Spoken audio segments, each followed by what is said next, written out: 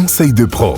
Au printemps, c'est la période où les mises bas concernant les chats sont très nombreuses. Vous allez peut-être trouver des chatons et avec Olivier, vétérinaire, nous allons essayer de vous donner les clés pour déterminer l'âge de ces petits chats. Alors Olivier, si je trouve par exemple des chatons qui ont encore les yeux fermés ou les oreilles qui sont tombantes, j'imagine qu'ils sont encore très jeunes ces chatons. Si vous trouvez un chaton qui a les yeux encore fermés, sachez qu'il a à peu près une semaine d'âge. Ensuite, au niveau des oreilles, les oreilles, elles sont ce qu'on appelle recroquevillées jusqu'à la deuxième semaine de vie. Et ensuite, elles vont commencer à s'ouvrir. Et si le chaton a encore son cordon ombilical ?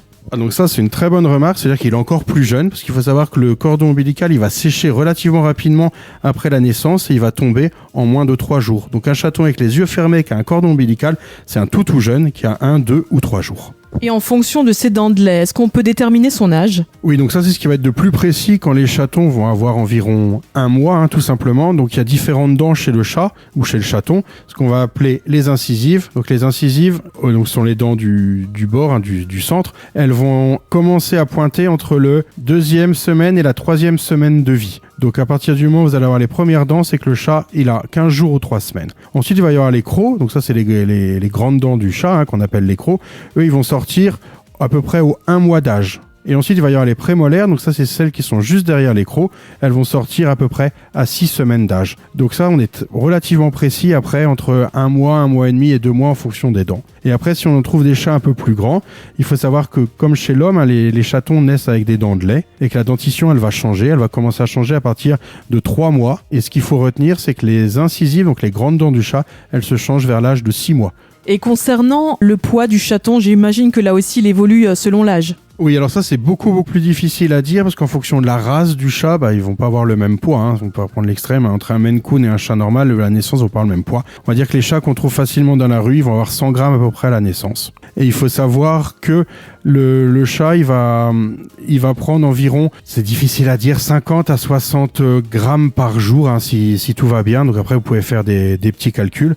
Mais il faut savoir que c'est quand même difficile de déterminer l'âge en fonction du poids du chat. On peut aussi le déterminer en fonction de son autonomie, j'imagine. Il faut surtout se dire qu'à partir du moment où l'animal ne sera pas autonome sur ce qu'on va raconter, il faut l'aider, il faut le materner. Donc la première chose, c'est la température du corps.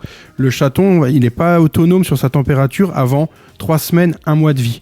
Donc pour lui, il est vital d'être réchauffé. Donc soit par sa mère, soit par une source artificielle de chaleur. On va penser aux lampes à infrarouge ou alors tout simplement des bouillottes ou à côté d'un radiateur. Donc ça, il faut faire attention. Un chaton en dessous d'1 mois, il ne peut pas s'auto-réguler au niveau température. Si vous ne le réchauffez pas, ça n'ira pas. Ensuite, il y a la toilette et la litière. Les chats, ce sont des animaux qui apprennent très rapidement à être propres pendant le premier mois de vie. Mais pendant les 3 premières semaines de vie, c'est la maman qui va déclencher le fait qu'il fasse ses urines ou qu'il défèque. Et donc ça, c'est aussi très important quand vous vous occupez de chatons très jeunes, c'est stimuler la zone anale, donc avec une petite compresse, la frotter pour que l'animal fasse ses besoins. Si vous le faites pas, l'animal il va rester constipé et ça va pas aller pour lui. Ensuite, par rapport au déplacement, le chat c'est un animal qui est très pâteau, on va dire qu'il marche vraiment pas très bien, voire qui titube jusqu'à l'âge de 1 mois. Donc ensuite, la marche va se stabiliser. Et donc là, il faut surtout se dire qu'il ne pourra pas monter ou chercher une gamelle ou aller quelque part pour se nourrir ou pour s'abreuver. Donc il faut tout mettre à proximité,